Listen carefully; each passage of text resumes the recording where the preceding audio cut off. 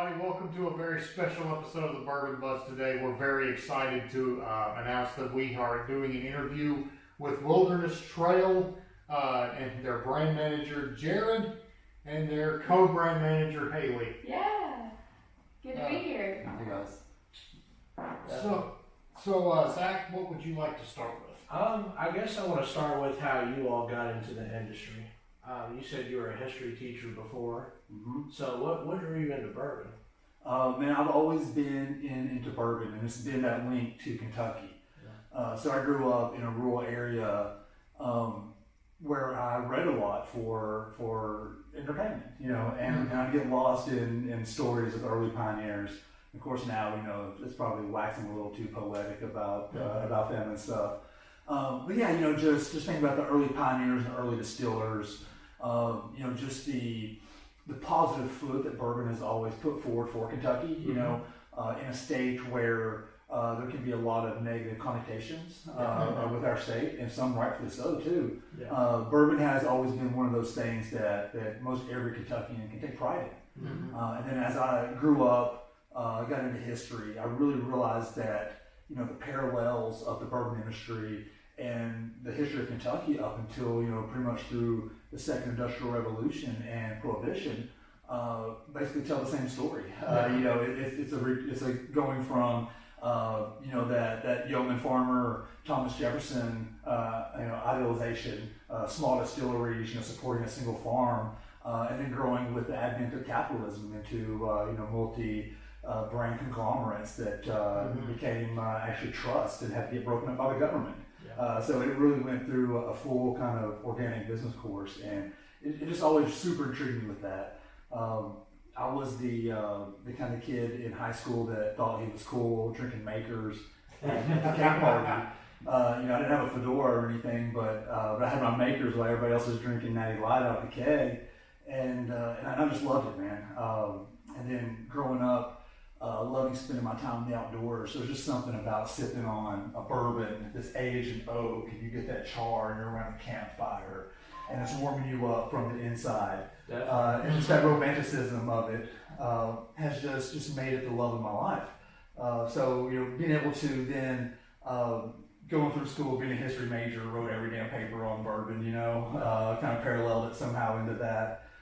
So it's just always been a natural fit for me. And then when the opportunity presented itself here, I jumped right in, man. I started with Firm Solutions while I was doing my undergrad work, and became really good friends with Shane, our master distiller. I've known the Heist family since I was a kid. I grew up with them in Somerset. Oh wow! So kind of paid for half of my undergrad by working for those guys, and then left to go teach for a little bit. And once they started a distillery, they took a chance on me to bring me in to help me build this brand. Mm-hmm.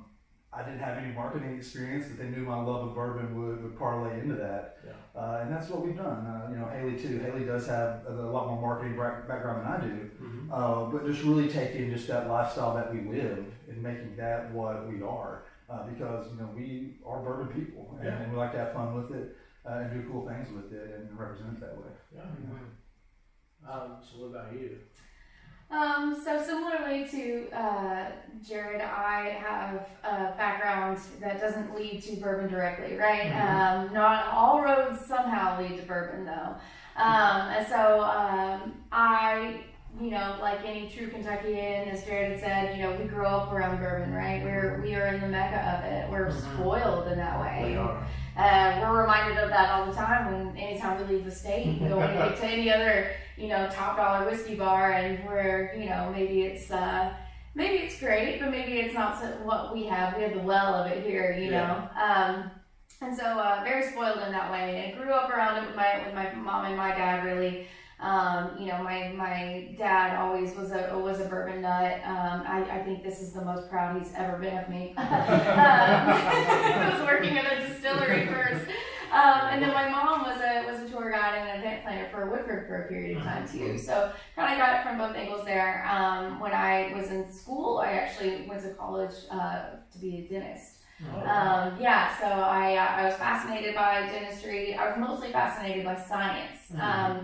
I started out in the communications department, was really bored by it. Everything came so second nature to me that I was like, I'm not being challenged. Yeah. I started learning about science, learning about biology, learning about just like chemistry, organic chemistry, everything like that. And it was just, oh my gosh, it just opened up a new world for me.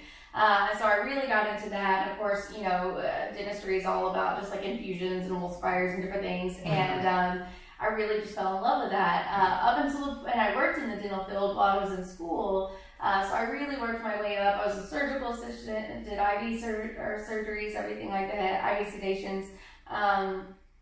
And eventually I realized that that is just not, when it came to kind of the culmination of it all, I realized that's not where I wanted to go. Communication, marketing, the psychology behind it was still like one of my true passions. So I ended up graduating with technically only an associate's in biology, but I did the full 4, but I didn't, you know. And then I ended up graduating with a bachelor's in integrated strategic communications and a minor in communications as well. I did event planning for the city of Lexington here in Kentucky for a nonprofit. That was a monthly event that I had with 400 different businesses that I had in my network. Volunteers, everything like that. Learned a lot about the infrastructure. I actually learned a lot about the legal infrastructure of alcohol through the event planning too, because I had to get, you know, clearance to be able to sell alcohol, have different, you know, alcohol vendors, things like that. So started learning about it. I eventually worked for Kentucky Eagle, which is a distributor here in Lexington for a period of time. And basically kind of worked my way through, did a lot of marketing and a lot of marketing consulting for different companies. Cut to 2016, and they are having a grand opening here in Danville. I'm a Danville native. When I grew up in Danville, it was completely dry. So I know how the times have changed, right? And so I even, you know, have a back in my day kind of, you know, feel of these kids don't know how good they have it. They can buy alcohol anywhere. I had to go to the next county over to get my underage drinking on. But that being said, you know, there was a distillery opening up in my hometown. Oh my gosh, this is great. It kind of worked out timing wise where I wasn't doing the event planning anymore. So I went to Shane and Pat, a little maybe too audacious, but resume in hand, and just said, you know, guys, it's nice to meet you all. I handed over my resume and said, you don't need me right now, but you will someday. Yeah. And I hope you call me. And I waited probably about 6 months. It was crickets for a while there. I thought they forgot about me entirely. Until I got a text message from a friend that was like, Pat Heiss is asking about you. So what's a normal day look like for you all when you're not here or on the road? I know that's a very open-ended question, but... Yeah, it's hard to really describe a normal day. Jerod and I are both on the road constantly these days. We are currently in 40 states, or soon to be 40 states, and it's up to he and I both to cover all of them, which is a lot of territory. Yeah. You know, it's so funny, especially, you know, we talk about this acquisition that's happening now, which feels big and it feels so grand. But our you know, we're just over 70 employees total. Our core team is about 10 of us operating the whole shebang. Yeah. So a normal day consists of everything, you know, a little bit of everything really. Answering emails, talking with distributors, setting up YouTube recordings, meeting people like you guys, and traveling out, hitting the market, and getting to interact with bourbon lovers, bourbon enthusiasts, new lovers of Wilderness Trail, and fans that have been with us since day one. So it's a myriad of different things that we go through. Definitely. So out of everything you all make, what's your all's favorites? Oof. Well, that's a tough question. That is tough. It is tough, but it's really kind of rotational, just because, you know, it's kind of like your favorite food. You can't really have a single favorite food that you keep snacking on. You know, it'll always be your favorite, but then you kind of start working on this a little bit, man. You know, like you know, your Crunchwrap Supreme could be taking up, you know, all your palate, and all of a sudden you want to get that gordita, man. You know, like it just hits a little bit different. Yeah. So it's the same thing. Like right now, I'm really digging on what we just poured. This is the maple finish rye whiskey that we have. And this is my favorite thing right now. A, because it's really damn good, Yeah. but B, it's new. It's our very first finished whiskey. Yeah. It's just so it's really great for me and my palate to be able to go through and explore how Wilderness Trail is interacting with all these kick-ass maple flavors, all the different types of sugars in there, because alcohol can have a sweetness to it, and alcohol itself is a sugar, but even though it's sweet alcohol, there's not any actual sugars in there, right?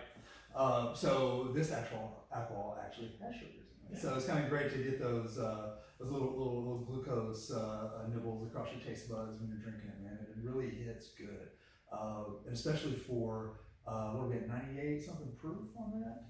And it drinks almost like a smooth maple syrup. It really does. Dangerously smooth. Yeah, Yes. viscosity all day. Yeah. Flavor, yeah. So what was the process on how this happened? Because you all said this was your first finished whiskey. So what made you all decide to do that? Well, we first and foremost with Wilderness Trail, we're all about our connections to our people, right? And I think that's like one of, aside from just having really good product that we can stand behind, it's our connection to the people, right? And we had an account in Massachusetts that's one of those that just rocks with us and just does some great work for us. Why are you laughing? Oh, we just had beef filming over Massachusetts. Earlier today. Thank God I'm answering this question. Haley knows my struggles with the English language. Yeah, it is a struggle for you. That's okay. That's why you're a history major and a whiskey drinker. But we had a large account in Massachusetts, and he is just one of those people that we connected with immediately. Not only is he a huge fan of the brand, but we were a huge fan of him and the way he operates. And he has a whiskey club. We've been on his podcast, everything like that. It's a very symbiotic relationship with him. And one of the things that we loved about him is, as science people first, we're experimenters, right? We love to do that. We have a sprinkles of barrels that are, maybe different grains or different proofings that have gone into the barrel or different cuts on the barrel, things like that. And so when he came to us, he said that he has this program that he does where he basically buys barrels from distilleries and ages maple syrup in it. And so we were like, all right, let's take this one step further, and talked to him for a while. And it was one of those things where, it was a manageable project too, right? We weren't gonna just dive into our first finished product and do some sort of 6-barrel blend of something that was going to be finished and maybe could have turned out terribly, who knows. But this was something that was going to be something that we could partner with somebody that we trusted and knew very well, and B, that just sounded like just such a cool opportunity, right? So basically we sent off these rye barrels, we had them aged, they had the maple syrup aged in those rye barrels, which the maple syrup was delicious. Oh my gosh, amazing. Yes. Oh my gosh. And then after several months of aging in those barrels, we then finished our rye again in those barrels. And what I like about it most is just that it's, unlike some finished products, especially with it maple, you can almost taste as if, and not to say that anyone does this, but you can almost taste that perhaps that there was maple syrup actually just dumped into the product, right, instead of finished. This is a true finished barrel, and you can tell, there's just hints of it. It just has a nice lingering sweetness rather than it just being just this overpowering, maple flavor. So it was a really cool project, and we love to be in on it, and I'm so glad it worked out the way that it did. Yeah, if you were just to taste it without knowing it was maple finished, you wouldn't be like, oh, it's maple. Yeah. You know what I mean? Yeah. It's a very nice compliment. The maple is discovered, not announced. Yes. Ooh, good way to put it. It's not overpowering like a lot of other finishes can be, especially wine finishes for me. Yes, Yeah. they can be a bit much sometimes. Yeah, they can almost get medicinal, right? Exactly. Yes. Yeah. And I did mention the possibility earlier that maybe some companies do maybe accidentally knock a bottle of wine off into that sherry butt before they fill it up with whiskey, Sometimes accidents happen. 'Cause, yeah. Sometimes they're little A little much. Little Yeah. much. Little Some much. accents are good, some accents are Well, Yeah. on that note, we gotta try it. All right. Cheers. Let's Cheers, do y'all. that. Cheers, cheers, cheers. Get you in there too. There we go. Yeah. Yeah. Good. Kiss the rain. Mm-mm. You can just smell it. Yeah, buddy. You just don't want it to quit. Everything about it's just really well rounded. Yeah. Mhm. This is, Yeah. I was telling him earlier, what really surprised me is you all did rye instead of something like wheat, just because of the softer notes Mhm. a wheat would usually have. But the spiciness of the rye goes really well with it. Yes, it does. Well, and our rye is surprisingly sweet compared to most ryes. It is, yeah. It's a very corn heavy rye, and so it it's got a lot of nice sweetness, a lot of nice viscosity to it already. So it's kind of a fun balance without it being overly, diving into those sweet wheat notes and things like that. Yeah. So, you guys did this with the maple. Do you guys have any, you obviously don't have to tell us what it is, but do you all have any other maybe possible experiments that could be coming out in the future? I'm trying to push a Malort finished. Oh my I'm god. joking. I'm joking. We always have a little something going on. In that we are not super experimental. Okay, we are a very science-heavy company. We believe in the value of experiments. That is science. The scientific method itself, right? Yeah. Is having a repeatable experiment that you can get the same results time after time. So we're not scared to try new things, but we're a traditional bourbon company. We like traditional bourbon. There are such a wide variety of spirit classes out there to get all the flavors you want. And I'm not speaking for Pat and Shane directly, but yeah, we want to get bourbon flavor out of our bourbon, right? That's what we're striving for, is the best damn bourbon flavor out of it. So there's not a whole lot of finished stuff coming up for us. We will do some more in the future, for sure. Our big thing with variation is maybe trying different yeast strain. Maybe we only did one farm full of it. It might have just been one of the 12-gallon fermenters. So only 12 barrels of this juice exist. And maybe that's a special release. That's how our 4-grain annual release started. We thought, hey, let's try some 4-grain. We never had a 4-grain that tasted good. I mean, it just, there's a reason why we got this 3-grain recipe. Yeah. So we wanted to make one that tasted good. We think we hit it out of the damn park with it. Yes. So it's turned in from something that we made 1 barrel of. Now a lot more, and now it's one of our annual releases that we can kind of do. Yeah. It might be a new yeast strain that, I think I mentioned that, maybe it's just going to be 1 barrel of it. One good thing about us with our proximity to Independent State Company, Kentucky Cooperage down in Lebanon, is those folks down there put a lot of faith into Wilderness Trail here. And so they let us run some experiments for them. So they'll bring us barrels that might have a different, a different char profile, or charred in a different way than the normal fire char from the inside, or maybe it has a special pattern on the inside, that kind of thing. So we do a lot of that stuff for Independence Day. Some of it does not get released. Some of it is not good. Because that's experiments. Right? And anybody that acts like that can repeat that stuff and everything's a banger. It's not, man. Sometimes we hit the mark, hit off the mark, I should say. But we know how to make traditional Kentucky bourbon, and so we focus on that and really are doing our best to still perfect that part of our craft. Now, I do have a question for you all myself. What do you think of the bourbon industry today compared to just 10 years ago when Wilderness Trail started? Drastically different. The growth, for one, not to get too far into any kind of like politics or culture, but being a woman in the industry myself, there were only a few you could name 10 years ago. Now it's a growing industry for women, which is exciting, but it's just a growing industry all around. I think also the kind of craft and attention to detail has grown a little bit. We the bourbon industry, and of course our historian can speak a little bit more about this. I probably shouldn't be the one answering, but I would say that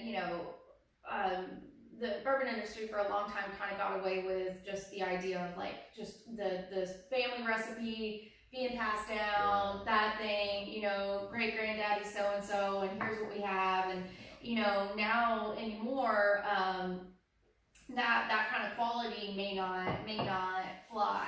You know, that kind of mentality behind a distillery may not be up to par with everything. You know, for a long time though, bourbon was bourbon, and that's what you got. And that was, you know, what it was. And now there's a little bit more. I feel like there's a little bit more nuance to it, and there's a little bit more care and attention to detail. So for me, my opinion on it is that it's grown and changed drastically. I don't know. So I love what's happened in the bourbon industry, and don't let me get too long-winded on this or too romantically thinking on this with it. But again, like coming from that history standpoint and knowing the exclusion that's happened in the industry, that was part of society for a while, but also bourbon had been very much an old boys club for a long time. In the production part of it, and distribution part of it, sales and marketing part of it as well.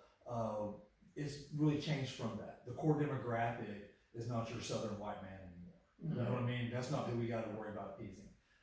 You know, we want the southern white man to feel like this whiskey is for him, and he is included in our values for sure.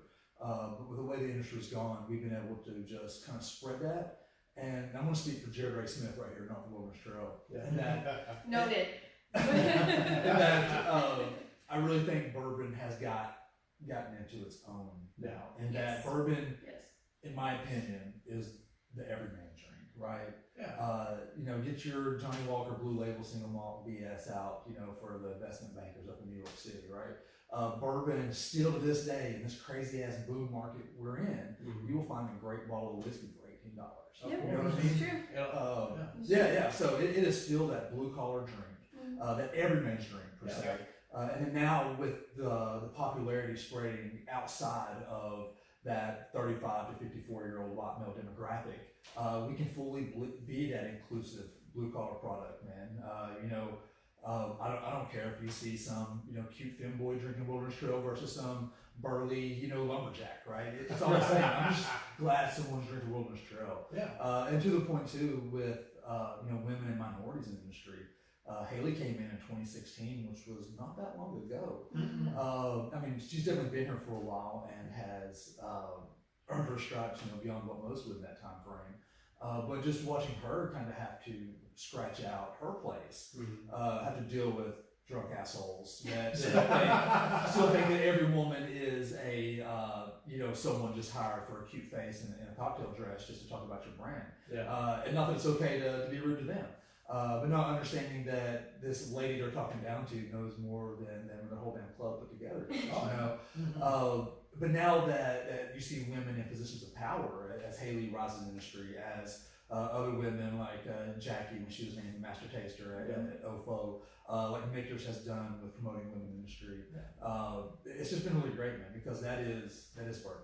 And I'll shut up on that, but bourbon is the everyman's drink, and I'm glad now that every man has access to it and feels welcome by it. And I'll say one thing about that too. You all have better senses than we do.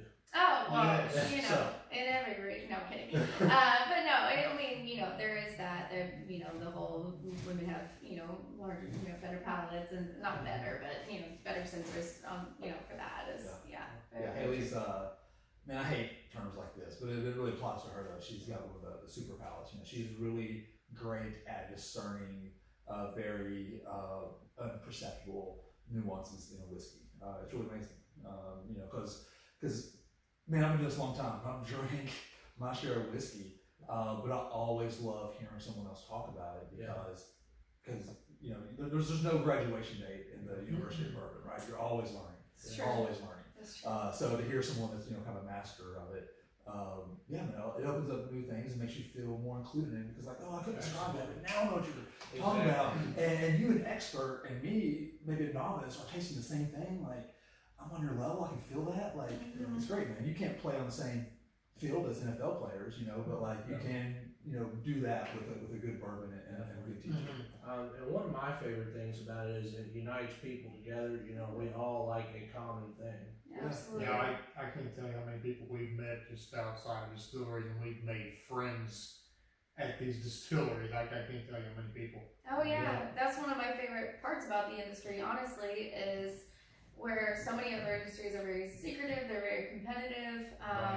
You know, Jerod and I might go to an event and we'll sit down with our competition, somebody else from another brand, and you know, I pull out a bottle, he pulls out a bottle, she pulls out a bottle, whatever, and we're like, try this, try this, try this. You know, it's very communal in that way. You know, yeah. If I can expand on that, just this past weekend, I was volunteering at a ultra marathon, and Derek, one of the brand reps from Perros, did the 50K. Man, that's big. Just 31.1 miles through the mountains of eastern Kentucky. Oh yeah. Catch him at the finish line. Give him a big old hug, give him a little mini bottle of Wilderness Trail, and he takes a picture, puts it up on his Instagram. You know, I take a picture of him, tag 4 Roses. You know, yeah, it's just a great community, for sure. It is. Yeah, a lot of people don't realize. I mean, even if you all are in competition, you know, you guys are still friends. Yeah, Absolutely. Yeah. Absolutely. because we know there's no best bourbon. We know there's no top 50 bourbon list. We love Vine Pair, we love Up Rocks, we love Punch Drink, but that's for selling bottles, right? Yeah. There's no best bourbon. I'll quote Jimmy Russell, man. The best bourbon is the one we're drinking right now. You know? And he's telling the truth on that, right? It is. It's all subjective. You know, the best bourbon you like, after you kind of had a little bit too hot of a pad thai the night before, you come and drink it, man. It's not your favorite bourbon that day. You know, you want something else. It might be something else. You know, It's whatever you think it is. Absolutely. Yeah. Absolutely, for sure. Everyone has their own favorites. Exactly. Yeah. Exactly. Absolutely. Speaking of some favorites, how about I get some of the 4 going? Sure. Sounds good to me. So I'm gonna go with our 6-year right here. So this would be, to throw out another word I hate, our smoothest whiskey. Now, smooth is bullshit. Okay, smooth is like saying that it's got no flavor and I can drink it and not gag on it. That's smooth. Okay. I want to be a little bit more nuanced to that. Smooth meaning that it goes down easy, doesn't have a lot of burn, but we're still very complex and very nuanced with it. I think our 6-year-old is the epitome of that for us. I would equate this, in my personal opinion, to Elmer T. Lee. And then Elmer T. Lee is one of my favorite bourbons. It is probably the bourbon that if I was to give someone a bourbon for the first time, to represent the whole damn class of bourbon, I think I want them to try some ETL. I think that it hits all the flavor notes: caramel, oak, char, vanilla, and at 90 proof, very approachable. Okay, right. That's what I think this hits right here. This is going to be your bottle and bond, 6-year-old, 100 proof. So it's definitely got the proof. But we did such a damn good job on that sweet mash, making it that there's hardly anything in there that gives you that burn. By smooth, it goes down easy, but it is very flavorful. It's got a lot of good little cherry nuts in here. So let me give it a 4 and put my money where y'all's mouth is. Thank you so much. So are most of your products 6 years old, or? Most of them are around. Thank you. Most of our kind of flagship normal offerings that you'll see on the shelf every day is around 4.5 to 5.5 years old. You know, we're hoping to see those age numbers increase, but I will say that one of the things about who we are is, you know, we're bottled and bond through and through, right? So we have to wait that minimum of 4 years. We are one of those companies that decided to, you know, not go the path of sourcing whiskey from anywhere else. And not that there's anything wrong with that, but that's not who we are, and that's not the route we chose to go. So for us, you know, you can try to take as many shortcuts as you want, but you know, you can't rush time. No. And you can't do anything about it, right? So 4 years is 4 years, 6 years is 6 years, Yep. and 8 and so on. And so, you know, we're turning 10 years old next year as a company. So just to kind of give you guys an idea of just the timeline that we've been working with, you know, producing, you know, maybe a barrel at a day at the first start, you know, beginnings of our company, very humble beginnings, really, to about 12 barrels a day, and now we're at, you know, over 200 a day, right? And so we've really, you know, incremented that up over the last years. You know, what we're tasting now, even that 6 year is off of those early days, right? Versus, you know, what we'll be tasting 6 years from now will be off of maybe what we're getting today, right? Yeah. So really, you know, of course, yeah, I always joke that when you're marketing and working in distillation, you know, with whiskey especially, all times exist at the same time. You know, you have to consider what were you putting down 4 years ago? What are you putting down now? What are you going to put down in the next 4? So right now, currently, everything's in between that 4 to 5.5 year range. But we're hoping for that, you know, that 6 to be more common, that 8 to be a nice unicorn out there, maybe good 10, 12, who knows what. So, but definitely hoping to increase that as we get older. So, like, over the next few years, you guys have grown very rapidly. How much more do you think you guys are going to grow over the next couple of years? Well, Yeah, who knows for us? At this point, once we get, so we've actually expanded recently. yeah. So kind of just a quick primer on the Wilderness Trail timeline. Firing up that 250 gallon copper pot still back in 2013. So doing a barrel a day, not every day. So say probably averaging about 3 barrels a week for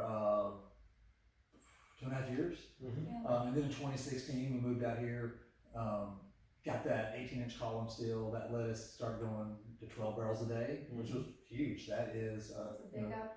1,200% increase in productivity. It's huge. Added a second shift up to 24 barrels a day. And then in 2018, we put up the 18-inch column.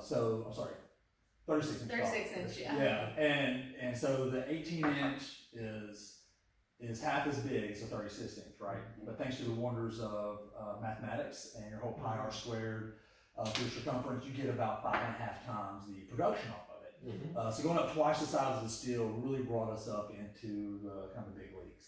Put us up there in the top 20 American whiskey producers, where we're still at today. You know, other folks have expanded and gotten bigger, but we've added 3 more 4,000 gallon fermenters to our smaller still. We're in the process of adding another 3 20,000 gallon fermenters to our larger still. That will get our output close to, if not over, 300 barrels of American whiskey per day. Wow, and that's less than 10 years. You guys go from 1 barrel a day to eventually almost 300 and more. And I think that's more, that is not only just like the industry as a whole, but what strides various distilleries are making towards bourbon as a whole. And for Wilderness, they start out with 1 barrel a day and they go to several a day, and it's like they make this progress in such a short time. It's amazing. Yeah, it's you know, it's one of those where we've, you know, it's definitely the supply and the demand, you know, and knowing that we have a lot of marketing forecasters that are out there that are saying, hey, keep going, you know, and really and truly, yeah, there's just the demand for it all. And, you know, we've been fortunate that, you know, we as Wilderness Trail, we have a reputation already. You know, we had a reputation before we got started as Wilderness Trail. Right. And so with that, being kind of the science guys behind bourbon, you know, we had a lot of other companies kind of approach us to do other contract work and things like that for them, which really kind of created a good springboard for us to not only grow but launch ourselves. You know, as you know, grow not only for the production rate, but launch Wilderness Trail and everything that we're capable of making. It's been, you know, a massive change year after year. Honestly, I see people all across the country when I'm out traveling and doing those things, and Wilderness Trail, I was back there in 2017, and I was like, well, you should come back. It's quite different now. So yeah, we haven't. We've kind of constantly been an object of motion ever since. So. And is it correct? All of your all's products are non-chill filtered. Correct. So what's the reason behind that? And as far as it just makes it better, and you know. Can you take it? No, right. That's the main damn reason right there. You know what I'm saying? Yeah. Like, it makes it better. Yeah. Why else, you know, what's a better reason than that, right? And that's it 100%. So, you know, just a click on non-chill filtering. Chill filtering is very common in the industry. And I've really changed my opinion on it over the years. I used to be like, non-chill filtering or die. You know, if not, you're a poser, you're a sellout, and nobody wants to drink your juice, right? Not really, but you know what I'm saying. Like it was always just kind of a cop-out, because you can you can make a whiskey more palatable by filtering it in the correct amounts. Right. Yes. I got a short but deep education from the former Dr. No at Michter's, right, before Willie passed away. Willie even let me taste some clear bourbon that he filtered all the color out of it. You know what I mean? You can do a lot of stuff with that. Yeah. And that's how a lot of brands keep flavors consistent. You know what I mean? Yeah. Because you filter out for certain impurities and things, yeah. But if you're doing it right, and you don't have those impurities in there, Right. you know, Wilderness Trail, we're known for our fermentation. It's super clean farms, very, very tasty, juicy farms. So anything that chill filtration would remove would be flavorful. Fats, some amino acids, proteins, stuff that, you know, kind of gives you that, and this isn't technically correct, so nobody look me up on this, but kind of that those umami flavors you kind of get, those just those rich, Yeah. and even like, not MSG flavor, but kind of how such a small amount of something can really give you a lot of something, you know? And some oils. Yes, Yes. yes, and that's part of it. So chill filtering brings that stuff down to a colder temperature where usually it'll come out of solution, start to precipitate, and you run it through either ceramic or organic media to get what you want. Sometimes it's 2 times filter, sometimes it's 15 times filter. Lower proof whiskeys do that because if you don't at a lower proof, you will get what's called flock. And wine lovers watching, you know, no flock, they'll see it in the bottle. Some want that. That's that authenticity of that. You know, it's that provenance of straight from the damn farm. You know, it's still got some gunk in there. Yeah. If you ever see me flock of Wilderness Trail, you probably won't, because usually that doesn't come out under 96 proof. I'm sorry, 96% alcohol. 96 proof. I got confused there for a second. It's late in the day, man. Yeah. And everything we do is 100 proof or above, right? Yeah. But even so, we want that chill filtration. A lot of times in our bottles, you'll look in the bottom and you will see some charcoal in there. Yeah. Because our level of filtration is roughly about 7 layers of cheesecloth to get the big chunks of wood out. We've had customers call us and like, hey, I've got black stuff in the bottom of my bottle. It looks like little bugs or something. And I'm like, you know, that's your bona fide. That's flavor. That's how you know we're authentic. It's like, you know, getting the authentic like signature on a bottle or something. Yes, you know, exactly. that's how you know it's a Wilderness Trail bottle. That makes it better. Yeah, and that's been the great thing about being an independent distillery, well, you know, up till now, is that as Haley and I developed this brand, you know, we're bourbon drinkers. You know, we want this to be what we drink. We don't want to sell you something that we wouldn't seek out on the shelf ourselves. Yeah, Right. You Yeah. know, because we're not salesmen, man. We're freaking people. Yeah. You know, we're good people that would feel really bad if I had an 80 proof whiskey I was selling you for $50 with some dumbass story. Yeah. You know what I mean? I could not sleep at night because I love bourbon. If I bought that bottle, I'd be madder than hell, Yeah. right? But if I buy a $45 bottle that tastes like, you know, that old Danny Wood himself, you know, bring the tree out in it and made the whiskey, you know, give me that. Yeah. Right? Yeah. That's perfect. So you all only use sweet mash, right? There is no sour mash in any of your products. Correct. Yeah. Yes.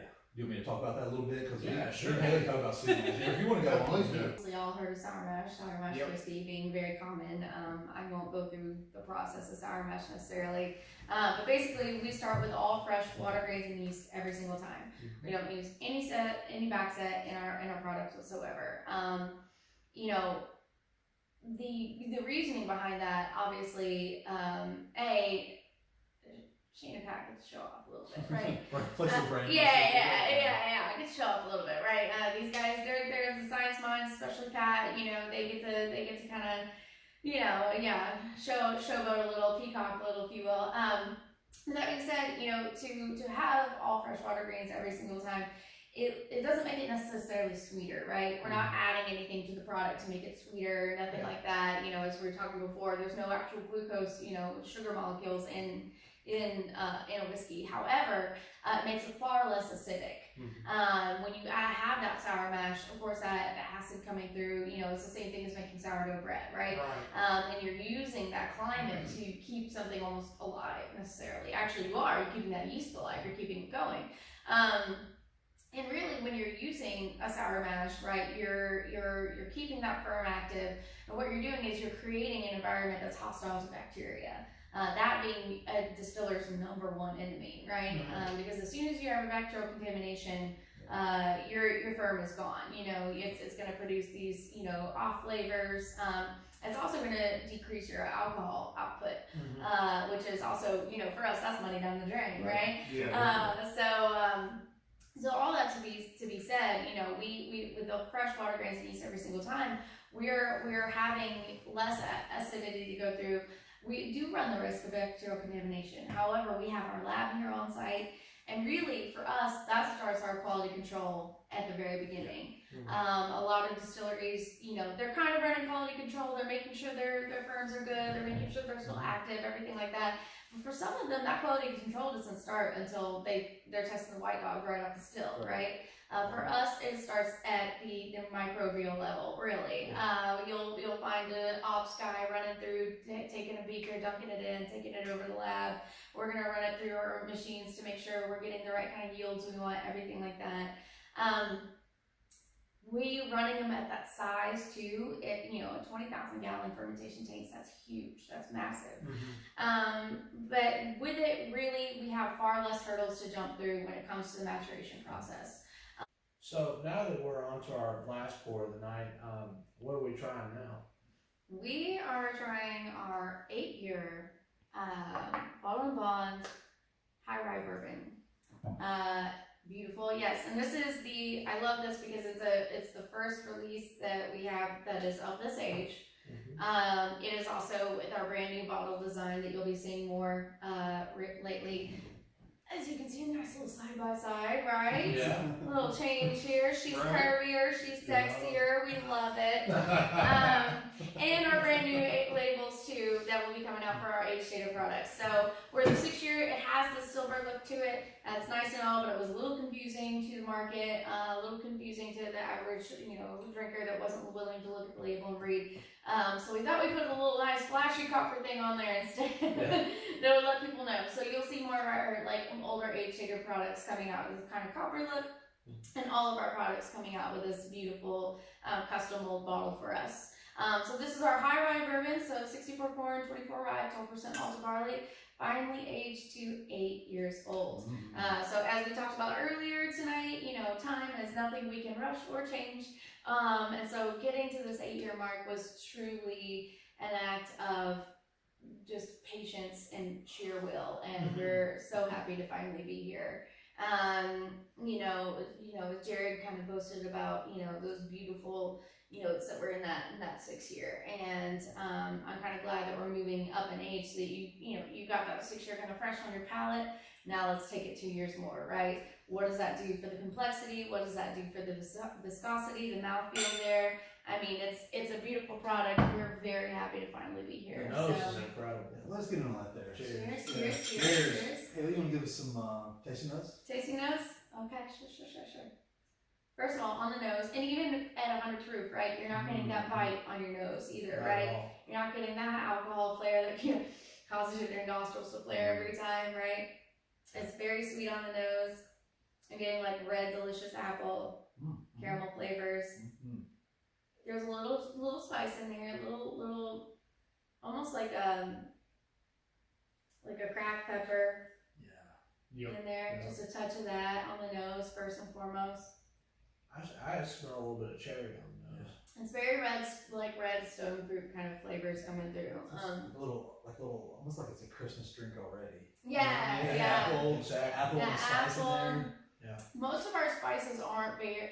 There's a hint of pepper, but most of the spices I get from our ryes are more of those nutmeg, clove kind of spice. Right. Which definitely yields to Yuletide, right? God, I'm more clever as I go on. Cover all. Right. But I do love that. I love kind of the almost sweet tobacco notes coming through. Yeah. A lot of raspberry. For me, usually I get some dark chocolate, but this one's more of a milk chocolate flavor in there. It's light. It's just kind of lingering there. Good, nice, sweet finish overall, though. Yeah.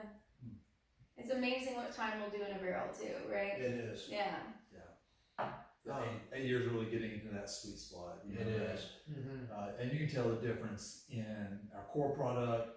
As you hit that 6th year, you start to get those extra releases of those sugars from the barrel and stuff, and then the robustness that even 2 more years gives you. It's Right. Yeah, man, it's a really great. It's Very. like watching a kid go through puberty. It's just like bam, bam, bam. But every time you look, you know, they jump up to another level. You know, shooting up 8 inches at a time, right? Yeah. So yeah, so like you really get those big improvements quick. Yeah. You know, the first 4 years, you're really in there for that remediation. You know, and after that, you're just going to only goodies. I can definitely tell just even with the 2-year difference, it's very complex. Like even the Yes. difference between the 6th and the 8th. Yeah. So I know this may be a hard number to say, but how many barrels roughly do you think you all have in the 8-year roughly that you produced in bottles? You're talking about like this release right here? Yeah, this The release. Yeah. 8-year? It's like Yeah. 10 barrels. In it. That's Yeah. wow. Yeah, Right. it wasn't much. It didn't get out. It stayed in Kentucky. We sent a small number of cases to different states, but they never saw the shelf. You know, it was really going to Directly into. like super accounts that have done like multiple barrel picks with this, Yeah. and they even only got like 1 or 2 cases each. Yeah. I saw it on the shelf somewhere here in Kentucky, and it blew my damn mind because I'd never seen it on the shelf before. Yeah. And I was like, whoa. Yeah, because even in our gift shop, man, it sells out. Every time we do we call it a pool, right? We got to release the inventory from the bonded warehouse, right? So every time we do a pool, it sells out, man. It's so good. And a good price too. You know, I mean, it's definitely a little bit more than other bourbons. You got to pay for the extra time that it Of takes. course. Yeah. But it's still a great value, man. It is such a good bourbon that hits above its weight. It's pretty good. So let's see, I was trying to think. So I'm sure that's very, you all take a lot of pride in the fact that you all see the products that have been created on the shelf. You know, you walk into a liquor store and see that. Oh, absolutely. Yeah. I mean, kind of what we mentioned earlier when we were talking about our daily lives and everything, we're not kidding when we say we wear so many hats. The conversations of the bottle design, the label design, how we're marketing it, who we're marketing to, what's written on the label, what's said on social media. That's Jerod, that's me, that's team of 4 of us really that are all, there's just a core amount of people that are making all of those decisions every day. Yeah, so seeing it out is truly, absolutely it's almost like seeing, I don't know, I felt like I was like, oh, my baby, she's out there, out in the wild, look at her go. So yeah, it's truly a labor of love, and that sounds so cheesy to say, but I mean, it's every little bit of it's influenced by what we see, what we want, what we think is important to wilderness. So Definitely. If I can expand on that, it is so satisfying to see us on the shelf in big stores, little stores, be out in backwoods Nebraska, and you see a bottle of Wilderness Trail rye on the shelf. It's like, hell yeah, it makes us very proud. Number one, it's the juice. Yeah. The juice is responsible, number one. You gotta have a good juice or whatever. course. But number two, I'm kind of reaching the point in my career where I feel comfortable saying that, me and Haley are the best in the business. Our marketing budget is zero. Wow. We don't do any advertising. What we spend on marketing is me and Haley's flights and hotels and rental cars. So we've been out there in the trenches building this brand, for the last 6 years, pushing really hard, doing it on that grassroots level, man. Think about like the Iowa caucuses and the presidential election, right? Man, you got people going door to door. It's all about that face-to-face contact, building trust, talking to people one-on-one. And that's how we built this brand. yeah. Again, it's the juice, right? But beyond that, though, we've really taken it to another level and built a trust built a trust. Sorry, it's the Chicago Bulls '92 intro, the best sports intro in the world. But we've really built a brand, from scratch into this. Not a powerhouse, but we're definitely a player, and people know who we are. Yeah. And it's great, man. It's really great to see that on there. And like Haley said, from the design, to how we market as, you know, we're Wilderness Trail. We like being on the trails, you know. Yeah. It's really great to incorporate our lifestyle into the brand and to make it the success that it is. And we want people, when they drink Wilderness Trail, to think about me and Haley. Mm-hmm. Yeah. To think about us on one of our kick-ass adventures, doing something really cool, and enjoy Wilderness Trail the same way. And we get that bond, that good medicine, that vibe with them from that, man. It's great. And that's how you and I met. Yeah. Was at an event. Yes. So, Oh, Yeah, man. And that's the thing, you know, we could spend $1,000 and advertise in a quarter page ad in some magazine, and maybe 7 people will pay notice, or I can come speak at a group and get that one-on-one connection, hang out with you guys, drink a little bit, meet some cool ass people like you three, and then hopefully, you know, make some friends for life. And next time I'm in Louisville hanging out, hopefully we get a drink, man. And that's how, yeah. you know, because this is work, but this is life, man. It is. You know, it really is. We're all here for the same thing. Absolutely. And one more question. The last big one I wanted to ask was about barrel picks. Mm. So, you know, in general, is it a lot of people don't know very much about barrel picks. So, how is it that, you know, maybe even if we had a small club like that, how would that work as far as barrel picks?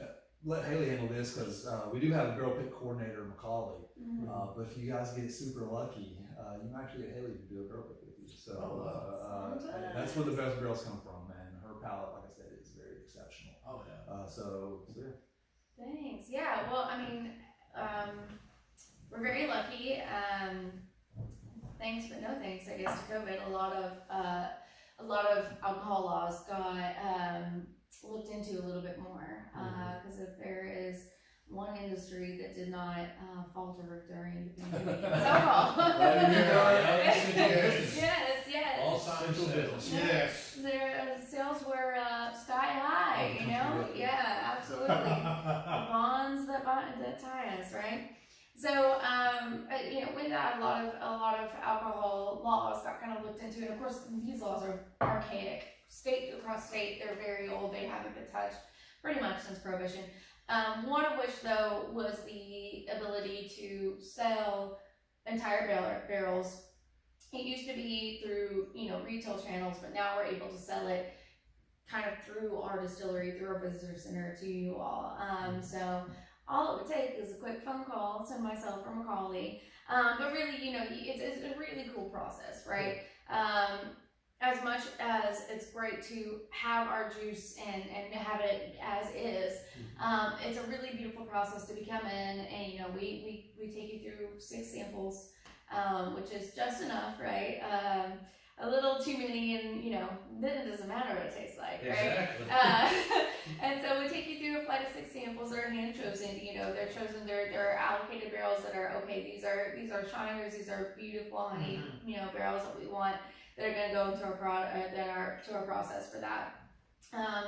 We take you there. We'll spend half the day with you. Take you around the distillery, everything like that. And you know, we want this to be a special experience for you, right? At the end of the day, I wish we had a sample of. Can you hand me that bottle? At the end of the day, actually, we need the one in front of it. Yeah, there we go. Thank you. You know, you'll come out with a bottle like this. Now, as I said before, we're doing away with the silver label, and the reason behind it is so that all of our barrel picks will have this beautiful metallic-y kind of silver label on the side. We are bourbon nerds first and foremost, so we're going to tell you the yeast that we use, the account placement, everything like that, because you know that's what we're looking for when we're shopping for bourbon. We know that we want to see, okay, tell me the details. What do you got, right? And for us, you know, we're not shy to the secrets anyway. We don't have secrets here at Wilderness. We'll tell you the mash bill. We'll tell you where we bought the you know, the corn, the wheat, the rye, whatever. We'll tell you the yeast strain we use because we sell it. So it's all there for you. So, but we want to create a nice experience for you. We'll lead you through a tasting, everything like that. And it's a lot of fun, you know. We have a private room that we have for it. Of course, you're sitting in the library, which is basically the catalog of all of our previous barrel picks. So yeah, you can let us know, and we'll get you up for sure. Sounds good. All 3 of our expressions are available for picks too. So our high rye, wheated bourbon, and our rye whiskey, all 3. So you tell us what you want. We'll get you hooked up. Yeah, awesome. Yeah. there's no best choice because you don't know which barrel is going to speak to you. You know? Yeah. No. It's like it's almost like a spiritual experience. You know what I mean? It's just one will jump out and hit you. Yeah. You know, this one just has something you like, and yeah, it's great, man. It's really great. It's a very personalized, intimate experience. Right. Yeah, and it's all based off of your palate at the end of the day, right? So if you have a reputation for, hey, we know what these guys are into, we know what they like, all right, we're gonna buy that. And of course, it's all single barrel and cask strength as well, which is, something we don't offer to the public. So yeah, it's very nuanced, it's very special, which is, I don't know, we tried very hard to make it to where it's something that you truly get like a one of a kind experience from. So Then if you want to really get, cool with it, so hey, I picked some barrels, I want to kind of go to the next level. I want to try some blending myself. We do micro batches. Yep. So we can do a 2-barrel batch, a 3-barrel batch, if you really want to, or find something you think will blend well together. So some folks that might have that 3-barrel allocation want to do a blend. We did a really, really dope 2-barrel blend for the gift shop of our rye whiskey. That was, God, it was just so good, man. It's one of those things where like, I kept getting drunk every time I drank it just because it tastes so good, right? Like, you can't stop. that was it's like, that's the one negative of this hobby. Like, yeah, man, if I was into cookies, I'd be fat, but if I'm into whiskey, so I guess I'm just into hangovers a little bit. Yeah. So yeah, man. And then the coolest part is that Haley and Mac will make sure you go home happy. You'll start off with 6 picks, but you might end up with 26 different picks before you find what you need. I had one of my homeboys down in Texas go through 23 barrels before he found what he wanted. Wow. Is that recommended? Hell no, man. No, that's a lot of. That's all the barrels. Your palate's shot. Yeah. But he got what he wanted. It made him happy, and that made us happy. And it was a damn good pick because we don't send out bad picks. So that's great, man. Yeah. Guys, thank you so much for coming out tonight. Well, thank Y'all have you. been just awesome. Get a cheers here and Bourbon Buds. Hopefully we're Bourbon Buds now. Oh, yeah. We're Buds. Hell yeah, we're Buds. All right, I feel man. like we're bourbon BFFs. Yeah, Bourbon BFFs, right, Sean? Thank you so much. Kind of break the fourth wall right here, Bourbon Buds. Yeah, so cheers, guys. Thanks so much for being guests on Wilderness Trail. And it's really my pleasure to have you guys as mine and Haley's friends now. Thank you. Yeah, you definitely are friends of ours. Yes. We just want to thank you all too. This was our first ever interview on our channel, / guest event. Yeah. So, the fact you guys had us out here, Yeah. and all the hospitality, we just want to thank you very much. Yes, We've had a- we had a deeply great time. appreciate it. Thank you all. Yeah, you're totally welcome. And I'm really sorry that you have peaked with your first episode then. Yeah. It's all down there. Yeah, it's unfortunate. There's always improvement to be made. You want to do the outro? Yes, sir.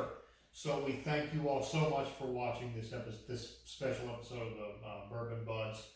We thank Wilderness Distillery. We thank Jerod. We thank Haley for coming on today, for doing our first interview. Hosting us. Yes. And we thank you all for watching. Be sure to like and subscribe, click the bell icon for future updates. And make sure to follow our Instagram and link in the description below. And once again, we thank you all so much for watching. Have a great day.